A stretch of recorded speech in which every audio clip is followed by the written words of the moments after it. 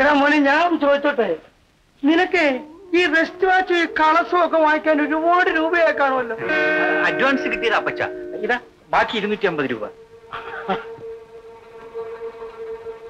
അപ്പോ 500 രൂപ ശമ്പളം ഉണ്ടോ ചേട്ടനെ? അത് ആദ്യമായതുകൊണ്ട് കുറച്ച് കൂടുതൽ രൂപ എനിക്ക് അഡ്വാൻസ് ആയി കിട്ടി. ഇനി എന്റെ മോനെ ഒന്ന് കല്യാണം കഴിക്കണം കേട്ടോ. പറയാമേ, ഞാൻ പറഞ്ഞേക്കാം, എന്റെ മോന് സ്ത്രീധനമായിട്ട് 10,000 രൂപ എണ്ണി എന്റെ കയ്യിലോട്ട് തന്നില്ലെങ്കിൽ അവനെ കിട്ടത്തില്ല. അതിനൊക്കെ ഉള്ളത് വാങ്ങിയാല് അതിൽ 5,000 രൂപ കൊടുത്ത് ഞാൻ എന്റെ മോളെ കെട്ടി. അത് ഞാൻ തീരുമാനിച്ച് ഉറച്ചു കഴിഞ്ഞു. ഇനി പൗലോസ് മോൻ വന്ന് പെണ്ണിനെ ഒന്ന് കണ്ടേച്ചാ മതി കേട്ടോ. അവൻ പറയുന്നത് പോലെയൊക്കെ ആലോചിച്ച് 2 കാര്യങ്ങൾ ചെയ്താൽ മതി കേട്ടോ. ലോ നാപ്പി എന്നാ മോൻ പൗലോസ് വന്ന് പെണ്ണൊന്ന് കണ്ടാട്ടെ. ഏത് സൈസ് പെണ്ണ് വേണേലും കച്ചി തിരിച്ച് എലുക സർവേ നമ്പർ ഉൾപ്പെടെ പുതുക്കിയ ലിസ്റ്റ് ഇപ്പൊ എന്റെ കയ്യിലുണ്ട്. വേണ്ട, ഇപ്പൊ എടുക്കണ്ട. മോനെ, കാറ്റുള്ളപ്പോഴേ തൂറ്റാനോ നീച്ചാൽ ആ കാര്യങ്ങൾ. ശരി, എന്നാൽ ഓണാപ്പി വന്നാട്ടെ, നമുക്ക് അങ്ങോട്ട് പോയി ആലോചിക്കാം.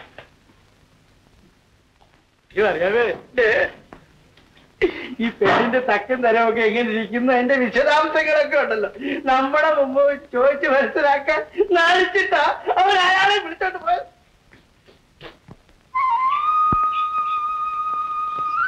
ഏതായാലും എനിക്കിന്ന് വരാൻ സാധ്യമല്ല. ഞാൻ അത്യാവശ്യമായ സ്ഥലം വരെ പോവുകയാണ്. കല്യാണത്തിനേക്കാളും വലിയൊരു മഹാകാര്യം വേറെ എന്തുവാ? അത് എന്റെ ഒരു സ്നേഹിതന് ഒരു അക്കിടി പറ്റിയിരിക്കുകയാണ്. കാര്യം എന്നാന്ന് വെച്ചാ പറ, ഞാനതിന് വഴി ഉണ്ടാക്കാം. ലഭിച്ചേട്ടാ, അവന് കുറച്ച് രൂപ കളഞ്ഞു കിട്ടി. അതുകൊണ്ട് അവൻ ഉദ്യോഗം ഉണ്ടാക്കി. അപ്പോഴാണ് അറിയുന്നത് അത് ആരുടെ കളഞ്ഞു പോയ മുതലാണെന്ന്. അതവന്റെ യോഗം. ഉടമസ്ഥൻ ആരാണെന്ന് അറിഞ്ഞിട്ടും തിരിച്ചു കൊടുത്തില്ലെങ്കിൽ പാവമല്ലേ? നീ പോടാ കൊച്ചനെ, ഈ കാലത്ത് അതൊന്നും നോക്കരുത്. നീ മോട്ടിച്ചതല്ലോ. ഇല്ല, സത്യമായിട്ടും കളഞ്ഞു കിട്ടിയതാ. അല്ല, നിനക്കോ നിന്റെ കൂട്ടുകാരനോ? കൂട്ടുകാരന്. അവന് ഒരേ വിഷമം, എന്തെങ്കിലും വഴി പറഞ്ഞു കൊടുക്കണമെന്ന് അവന് ഒരേ നിർബന്ധം. അപ്പേ ഒരു കാര്യം, ആ കൊച്ചൻ കെട്ടിയവനാണോ? ഇല്ല. എന്നാല് അവനെ കൊണ്ടൊരു കല്യാണം ആലോചിപ്പിച്ച് ആ സ്ത്രീധനം എന്നോട് മേടിച്ചേച്ച് ആ തുക അങ്ങ് തിരിച്ചു കൊടുത്തേക്കണം. കൊള്ളാം. എന്നാൽ ഞാൻ ഇന്ന് തന്നെ അവിടെ പോയി അവനെ കണ്ട് ചേട്ടൻ പറഞ്ഞ ഈ കാര്യം അവനോട് പറയാം. എന്താ? ശരി. അപ്പോഴേ ഒരു കാര്യം ചോദിക്കട്ടെ, എവിടെയായി കിങ്ങിണിപ്പാറ? അത് കുറച്ച് ദൂരെയാ. കിങ്ങിണിയാറ്റിന്റെ തെക്കേ തലക്കേ ചെന്നിട്ട് നേരെ വടക്കോട്ട് നടന്നോ. ഞാൻ പോട്ടെ, പിന്നെ കാണാം.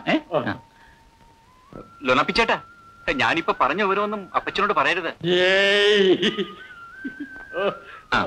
കാപ്പി കുടിക്കാം.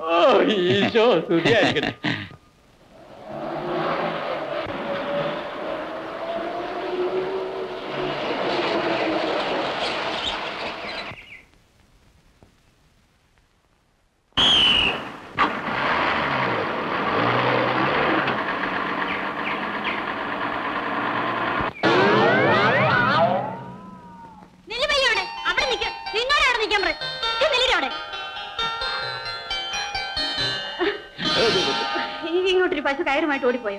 കയറില്ലാതെ ഒരു പശു വിരണ്ടു വന്നു. എന്നാ കയറ് പൊട്ടിച്ചതായിരിക്കും. എങ്ങോട്ടാ പോയത്? ദാ നിൽക്കുന്നു. കളിയാക്കുന്നു. ചക്കെന്ന് പറഞ്ഞ തുക്കം. ഇങ്ങോട്ട് വാവങ്ങളെ. എന്നെ ആങ്ങളെ, ഇപ്പോഴാ നിങ്ങളുടെ പശു കയറും പെട്ടിച്ചോണ്ട് ഇതിലെ ഓടിപ്പോയത്, അറിയാമോ? അയ്യോ, ഒന്ന് പിടിച്ചു തരാമോ? പുണ്യം കിട്ടും. എനിക്ക് ഓടി ഓടി വയ്യ. എടാ പശുവേ, ഞാനിതാ വരുന്നു. മര്യാദയ്ക്ക് അവിടെ നിൽക്ക്. പെങ്ങളെ വടിങ്ങിതാ.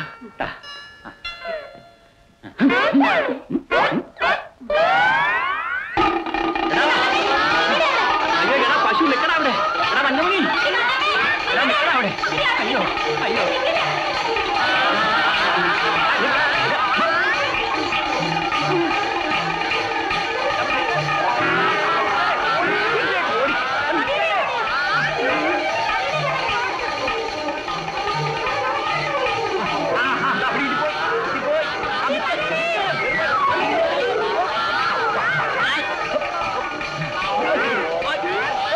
പോയി. എടാ പശു നിൽക്കടാ അവിടെ. എടാ നിൽക്കാനാ പറഞ്ഞത്.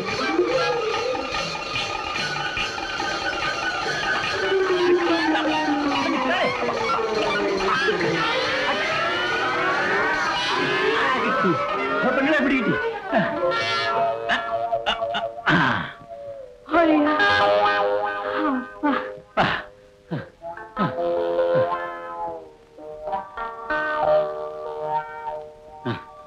അയ്യോ അപ്പ ഇതാ നിങ്ങളുടെ പശു.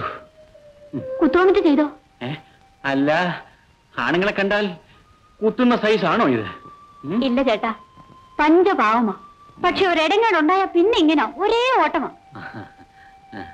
പ്രായം അതല്ലയോ, അതുകൊണ്ടാ. നല്ല കൊഴുത്ത് തടിച്ച പശു. പെറ്റതാന്നോ? ആ, കണ്ടിട്ട് എങ്ങനെ തോന്നുന്നു? ഈ സൈസ് പശുക്കളെ കണ്ടതുകൊണ്ട് മാത്രം ഒന്നും പറയാൻ പറ്റൂല.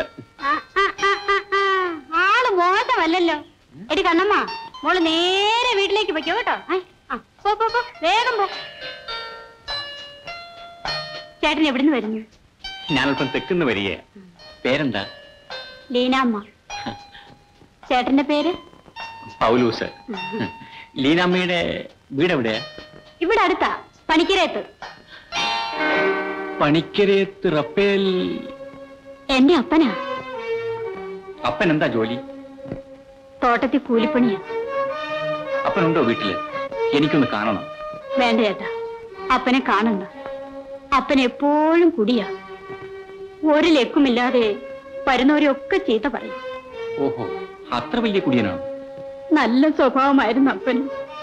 ആ പണം പോയതിന് ശേഷമാ അപ്പൻ ഇങ്ങനെ കുടിക്കാൻ തുടങ്ങിയത്. ഞാനും അമ്മച്ചി എന്തോ പറഞ്ഞാലും ഞങ്ങളെ തല്ലും. കരയാതിരിക്കൂ ലീനാമ്മേ. മനസ്സിന്റെ വിഷമം കൊണ്ടായിരിക്കും അപ്പൻ അങ്ങനെയൊക്കെ ചെയ്യുന്നത്. ചേട്ടൻ എന്തിനാ അപ്പനെ കാണാൻ വരുന്നത്? അതൊക്കെ ഒരു രഹസ്യമാ. ലീനാമ്മയ്ക്ക് കല്യാണമായോ? കല്യാണ ചെലവിന് വസ്തു വിറ്റുവെച്ചിരുന്ന പണമായിരുന്നു ചേട്ടാ അത്. ആരോ ദ്രോഹികളത് കൊണ്ടുപോയി. അതോടെ എന്റെ കല്യാണവും നിന്നുപോയി. അത് പോയെങ്കിൽ പോട്ടെ, വേറൊരു കല്യാണം ആകാമല്ലോ. ഇനി എന്നെ കെട്ടാൻ ആരെങ്കിലും വരുമോ ചേട്ടാ? ഞാനൊരു എരണദോഷിയാണെന്നാണ് അപ്പം പറയുന്നത്. ലീനാമ്മയെ പോലുള്ള സുന്ദരി പെണ്ണുങ്ങളെ വെളിയിൽ കണ്ടാൽ ആണുങ്ങൾ റാഞ്ചി എടുത്തോണ്ട് പോവില്ലേ? ചേട്ടന്റെ കെട്ടിയവളും പിള്ളേരും ഒക്കെ എവിടെയാ? ഞാനും ലീനാമ്മയെ പോലെ കല്യാണത്തിന്റെ നടവരമ്പിലൂടെ അങ്ങനെ നടന്നു തുടങ്ങിയതേ ഉള്ളൂ.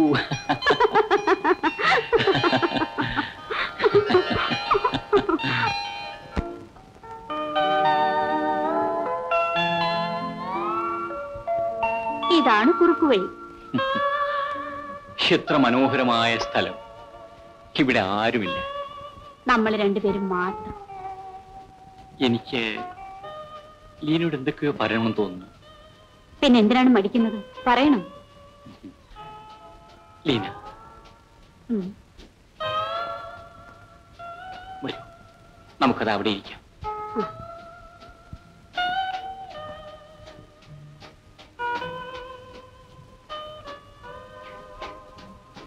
ഇരിക്കൂ.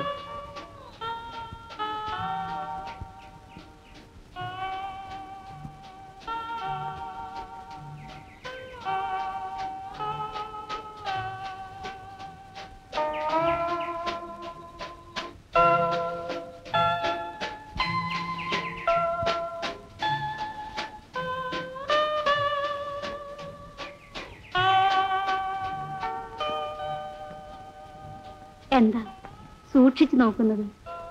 കണ്ടിട്ടും കണ്ടിട്ടും കൊതി തീരുന്നില്ല. ചേട്ടൻ എന്നതാ പറയാൻ വന്നത്? കാട്ടിൽ വെച്ച് ശകുന്തളയെ കണ്ടു മോഹിച്ച ദുഷ്യന്തനെ പോലെയാണ് ഞാൻ. ആരാ ചേട്ടാ ആ ശകുന്തള ചേട്ടത്തി?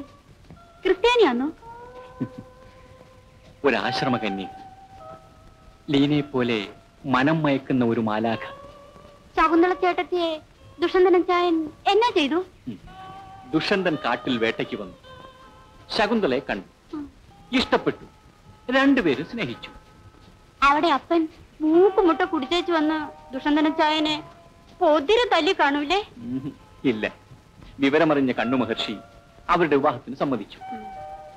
ലീനയാണ് ആ ശകുന്തള.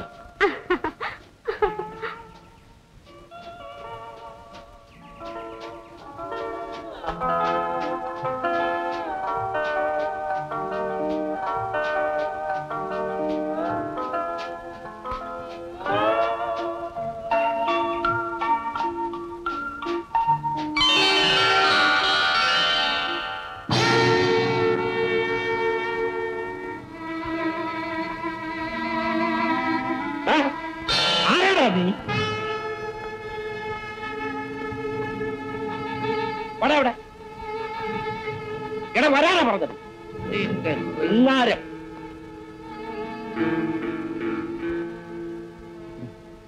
ഞാൻ ചുമ്മാ ഇതിലെ പോയതാണ്. അപ്പോൾ ലീനാമ്മ ഓടി, പശു ഓടി, ഞാനും ഓടി, എല്ലാരും ഓടി നമ്മളെല്ലാരും.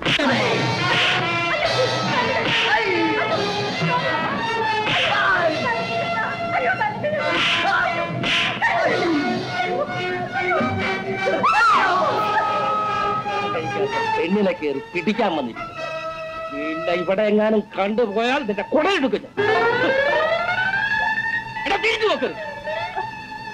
ലീനാമേ, നിൽക്കൂ ലീനാമേ. ലീനാമേ, ഈ കാര്യം അപ്പനോട് പറയരുത് ചേട്ടാ. നിനക്ക് ഇഷ്ടമില്ലാത്തൊരു കാര്യം ആരോടെങ്കിലും ഞാൻ പറയൂ. ആട്ടെ, ആരാണത്? ഇനി ആ കാര്യം ചോദിക്കല്ലേ, ഒരബദ്ധം പറ്റിപ്പോയതാ. നീ പേടിക്കണ്ട. ഇനി ആ തെമ്മാടി ഈ കാറ്റുവാക്കിന് പോലും നടക്കത്തില്ല. ഞാൻ പോട്ടെ ചേട്ടാ.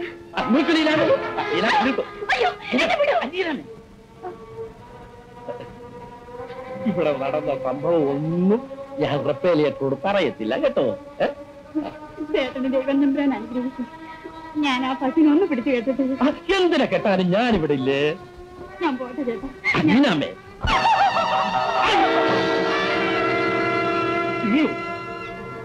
അതെ, ഞാൻ തന്നെ. കല്യാണമാകത്ത പെണ്ണെ തൊടാൻ നിനക്ക് എന്ത് അവകാശം? ജീവൻ വേണമെങ്കിൽ പോയിക്കോ.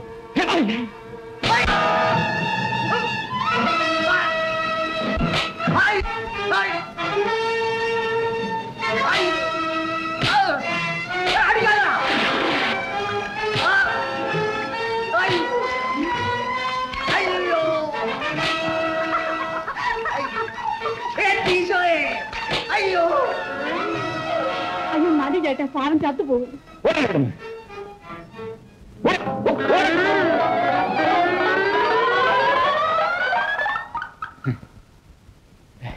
അവൻ മഹാർ അവിടെയാണ് ചേട്ടാ.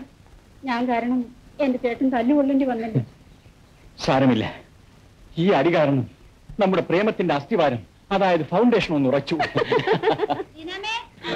അയ്യോ എന്റെ കൂട്ടുകാരൻ ലളിത, ഞാൻ പോയിട്ട് വരാം. ചേട്ടൻ എവിടെയും പോവരുതേ.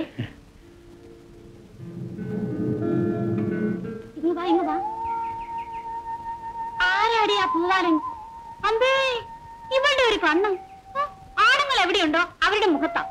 നീ മിണ്ടാപ്പൂച്ചയെ പോലെ ഇരുന്നിട്ട് നല്ലൊരു സുന്ദരക്കുട്ടിനെ വളച്ചെടുത്തില്ലേ? അങ്ങനെയൊന്നുമില്ല. അങ്ങനെ പശുവിനെ മേടിക്കാൻ വന്നതാ. പിന്നെ നീ ഇത് വീട്ടിൽ പറയല്ലേ. ചെവി അറിയത്തില്ല. പക്ഷെ ഒരു കാര്യം, ഈ ആണുങ്ങളെ കളിപ്പിച്ചേറ്റ് പോകാതെ സൂക്ഷിച്ചോണം. നല്ല തങ്കം പിടിച്ച മനുഷ്യനാ. ഞങ്ങളുടെ കഷ്ടപ്പാട് പറഞ്ഞപ്പം ആ പാവം മനസ്സങ്ങ് നൊന്തുപോയി. പിന്നെ വേറെ കുഴപ്പങ്ങളൊന്നും ചെയ്തില്ലല്ലോ. നീ പോടി, എന്നെ തൊട്ടതുപോലുമില്ല. പിന്നെ കന്നി പെണ്ണുങ്ങളെ ആണുങ്ങളെ തൊട്ടാ മതിയെന്നാ പറയുന്നത്, കുഴപ്പമുണ്ടാകാൻ. അയ്യോ, അങ്ങനെയൊന്നോ? എന്നെ ആ ചേട്ടൻ കെട്ടിപ്പിടിച്ചു. എന്റെ ഒടേ തമ്പുരാനെ, ഇനി വല്ലതും. അമ്പടി കള്ളി പോട്ടെ, സാരമില്ല. ഇനി സൂക്ഷിച്ചാ മതി. കിട്ടിയ ആളിനെ വിടരുത് കേട്ടോ. പോ.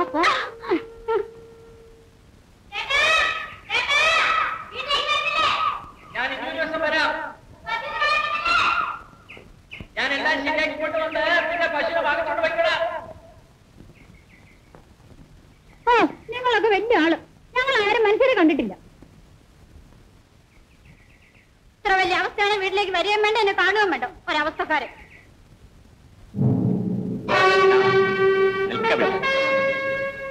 നീ ചെയ്തെന്ത് മഹാഭാവമാണെന്ന് നിനക്കൊക്കെ ബോധ്യമായി. നിന്റെ സ്വാർത്ഥതയ്ക്ക് വേണ്ടി 2-3 പാവപ്പെട്ട ജീവിതങ്ങളെ നീ കണ്ണീർ കുടിപ്പിച്ചു. നിന്റെ കുടുംബത്തിന്റെ സുഖത്തിന് വേണ്ടി മറ്റൊരു പട്ടിണി കുടുംബത്തെ നീ കുരുതി കൊടുത്തു. വേദനയുടെ തീ തിന്നു കഴിയുന്ന ആ മനുഷ്യാത്മാക്കളുടെ ശാപം നിന്നെ വിടുകയും പണം മുടക്കി നിന്നെ പിന്തുടരും. ഈ മഹാദ്രോഹത്തിന് നീ പരിഹാരം ചെയ്യണം. അല്ലെങ്കിൽ ദൈവം നിന്നെ ശിക്ഷിക്കും. ദൈവം നിന്നെ ശിക്ഷിക്കും. ദൈവം നിന്നെ ശിക്ഷിക്കും.